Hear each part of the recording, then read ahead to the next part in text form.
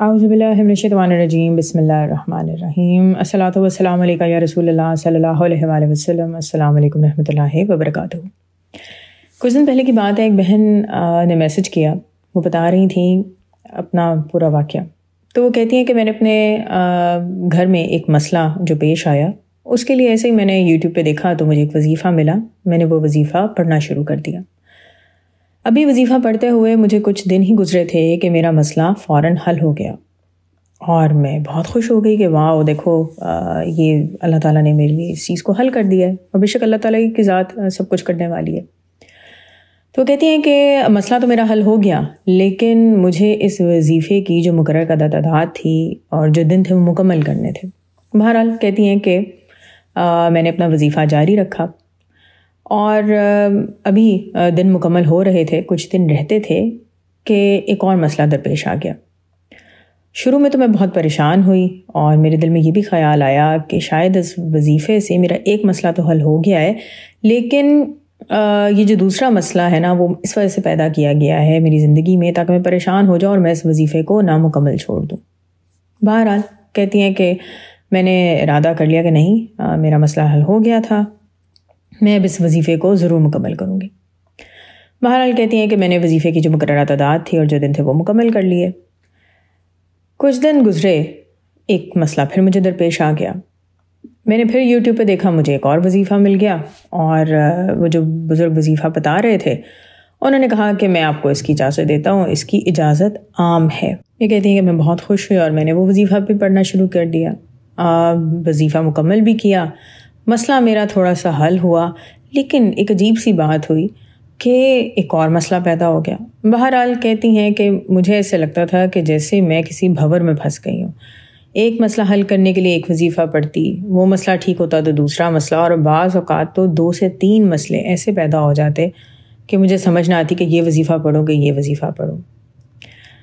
कहती हैं कि इसी तरह तकरीबन 1 साल गुजरा और 1 साल में मैंने काफ़ी वज़ाइफ़ पढ़ लिए, लेकिन मेरे मसले हल नहीं हुए। यानी कि अगर मैं ये सोचूं कि ज़िंदगी सुकून से चंद दिन गुजरती, ऐसा नहीं आया। कुछ लम्हे ही सुकून के गुजरते थे। कहती हैं इसके साथ एक और जो बात हुई वो ये कि मेरे घर में जो फैमिली वाले लोग थे, उनके साथ ख़ाम-ख़ामी जैसे लड़ाइयाँ शुरू हो गई थी। हालांकि ऐसा भी नहीं था कि मैं वज़ाइफ़ में सारा वक्त बैठी रहती हूँ, घर के काम भी करती थी, सब अपनी फ़राइज़ भी निभा रही थी, लेकिन ऐसे लगता था जैसे लोगों को मुझसे कुछ ख़ार होना शुरू हो गया। दोस्तें भी लड़ रही हैं, रिश्तेदार भी लड़ रहे हैं, घर में एक अजीब सा तनाव रहने लगा। इसी कश्मकश में कहती हैं कि मैंने फिर ये काम भी किया कि कुछ वज़ाइफ़ पकड़े थे, उन्हें अधूरा छोड़ दिया, कुछ और नए वज़ाइफ़ पकड़े, क्योंकि ज़ाहिर है मैं परेशान थी तो कभी एक सिरा पकड़ती थी, कभी एक वजीफ़ा पकड़ती थी, कभी दूसरा वजीफ़ा पकड़ती थी। और अब जब उन्होंने कांटेक्ट किया तो वो बताई थी कि मैं शदीद तंग आ गई हूँ। घर में फैमिली और दोस्तों के साथ तो जो लड़ाइयाँ हैं सो हैं, वो कहती हैं कि मेरी सेहत बहुत ख़राब हो गई है। 7 से 8 घंटे नींद लेने के बावजूद जब मैं सुबह उठती हूँ तो शदीद थकावट का एहसास होता है। कुछ दिन से मैंने ये भी नोट किया कि मेरे जिस्म पर जगह जगह नील के निशान भी पड़े होते हैं। हालांकि जब मैं सोचती हूँ कि शायद मैं कहीं टकराई थी, ऐसा भी कुछ नहीं हुआ होता। इतने घंटों सोने के बावजूद जब मैं सुबह उठती थी तो मुझे लगता था कि सारी रात जैसे मुझे किसी ने डंडों से कूट कूट कर मारा हो। बहरहाल मैं डॉक्टर्स के पास गई, मैंने अपने सारे टेस्ट करवाए, सब मेरी रिपोर्ट्स ठीक आई। डॉक्टर्स ने कहा कि आपका वहम है, और ज़्यादा से ज़्यादा जब किसी ने जवाब दिया तो उन्होंने कहा कि आपके सब मसलों का हल ये है कि आप स्ट्रेस ना लिया करें, आप बहुत ज़्यादा स्ट्रेस लेती हैं। मुझे तो अब ये लगता है कि डॉक्टर्स के पास जब किसी भी आपके मसले का हल मौजूद नहीं होता तो वो स्ट्रेस पर सारी बात डाल देते हैं। हालांकि आप देखें, स्ट्रेस तो हर एक की ज़िंदगी में है। आप किसी छोटे बच्चे को भी पूछेंगे तो वो भी कहेगा कि इस वक्त मुझे जितनी टेंशन है किसी को नहीं है। आप किसी काम करने वाले को पूछेंगे, किसी स्टूडेंट को पूछेंगे, किसी भी उम्र के किसी भी शख्स को पूछ लें, सबको अपनी अपनी पड़ी होगी। बहरहाल इन्हीं दिनों में अगर आप लोगों को याद हो तो मैंने अपने यूट्यूब के चैनल पर एक पोस्ट लगाई थी जिसमें मैंने एक वीडियो का जिक्र किया था। चैनल का नाम है तलाश, और जो वीडियो मैंने लगाई थी उसका लिंक जो है वो मैं आपको इस वीडियो की डिस्क्रिप्शन में भी दे दूंगी। इस वीडियो में जो बयान दे रहे थे वो थे डॉक्टर हामिद शाफ़ी। इनका मुल्तान के पास कहीं करके सेंटर भी है। बहरहाल वीडियो तो 2 घंटे लंबी थी। बहुत से लोगों ने मुझे कहा कि जी हमें इसकी समरी बता दें। बहरहाल ये बहन कहती हैं कि मैंने वो वीडियो पूरी सुनी और मुझे अंदाज़ा हो गया कि मैंने जो इतने ढेर सारे वज़ाइफ पढ़े हैं बग़ैर इजाज़त के, मेरे कोई पीर मुर्शिद भी नहीं थे कि जो मेरी रहनुमाई करते या मुझे इजाज़त देते। बहुत सारे वज़ाइफ पढ़ने के अलावा मैंने ये भी काम किया था कि कुछ वज़ाइफ तो मैं बीच में ही अधूरे छोड़ देती थी। बहरहाल ये कहती हैं कि मैंने जब डॉक्टर हामिद की पूरी वीडियो सुनी तो उसके बाद फिर मैंने कसरत से दुरूद इब्राहीम और अस्तग़फ़ार पढ़ना शुरू कर दिया। ये कहती हैं कि मैं उठते बैठते चलते फिरते भी अस्तग़फ़ार पढ़ती रहती थी। ख़ास तौर पर मैं कोशिश करती थी कि तहज्जुद के वक्त ज़रा जल्दी उठूँ और कम से कम 313 मरतबा दुरूद इब्राहीम और 313 मरतबा अस्तग़फ़िरुल्लाह ज़रूर पढ़ती थी। कुछ दिन पढ़ने में जो सबसे पहली मुझे आसानी महसूस हुई वो ये थी कि मैं किसी वजीफ़े की पाबंद नहीं थी। मुझे ये बात ही बहुत आसान लगी कि अपनी फ़र्ज़ी इबादात और कुरान शरीफ जो रूटीन में मैं तर्जुमे के साथ पढ़ती हूँ उसके अलावा सिर्फ़ और सिर्फ मुझे दुरूद इब्राहीम और अस्तग़फ़िरुल्लाह पढ़ना है, तभी मेरे सारे मसले हल होंगे। अच्छा, सबसे दिलचस्प बात जो उन्होंने शेयर की वो कहती हैं कि अभी मुझे 2 से 3 दिन ही हुए थे दुरूद इब्राहीम और अस्तग़फ़िरुल्लाह की कसरत करते हुए कि ख्वाब देखा मैंने।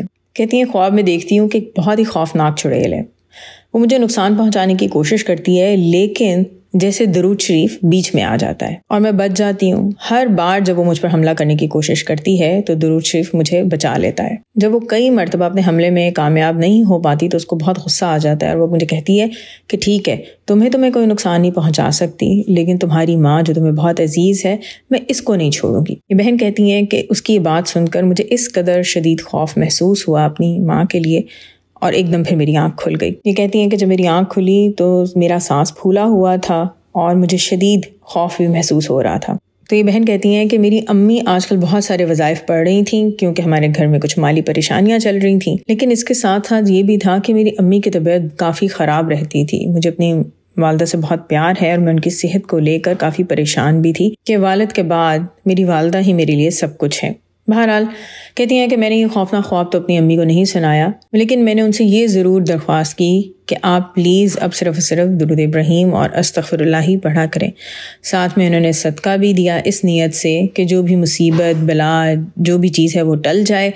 मैंने तौबा के भी 2 नफल पढ़े, सजदे में भी जाकर अल्लाह ताला से माफ़ी मांगी कि मुझसे जाने अनजाने में जो गलतियां हो गई हैं उन पर मुझे माफ़ कर दें और मेरी रहनुमाई करें। और ये बहन कह रही थी कि अब मैं सिर्फ और सिर्फ सारी ज़िंदगी दुरूद इब्राहीम और अस्तग़फ़िरुल्लाह ही पढ़ूंगी। मेरी तौबा कि अब मैं कोई भी वजीफ़ा यूट्यूब या कहीं से भी देख कर पढ़ूँ। इन बहन का शुक्रिया कि इन्होंने बहुत डिटेल में अपना ये सारा एक्सपीरियंस शेयर किया। दुरूद इब्राहीम और अस्तग़फ़िरुल्लाह को लेकर बहुत सारे वाक़यात हैं। अगर आपने पिछली वीडियो सुनी हो तो उसमें भी मैंने एक साहब का वाक़या बताया था जो कह रहे थे कि मैं 10 साल से मसलों में मुब्तला रहा हूँ। उनको रिज़्क़ रोटी के भी मसले थे, औलाद के भी मसले थे और वो कहते थे कि मैं दिन रात इबादत करता हूँ और अब तो घर वाले भी उनको ताने दिया करते थे।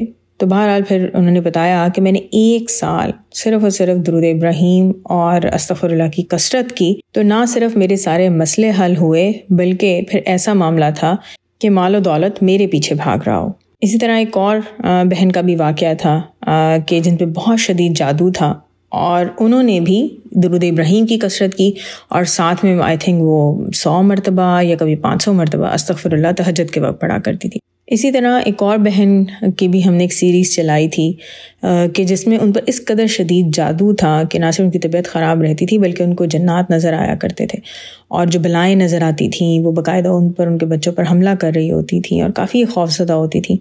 तो इन बहन ने भी दुरूद इब्राहीम कसरत से पढ़ना शुरू किया और फिर अगर आपने वो वीडियोस देखी हो तो आपको मालूम होगा कि कितना खूबसूरत वाक़यात है कि बाकायदा हुज़ूर पाक सल्लल्लाहु अलैहि वसल्लम खुद तशरीफ़ लाते हैं और फिर वो किस तरह फ़रिश्ते जो हैं वो उस बला को बांध देते हैं।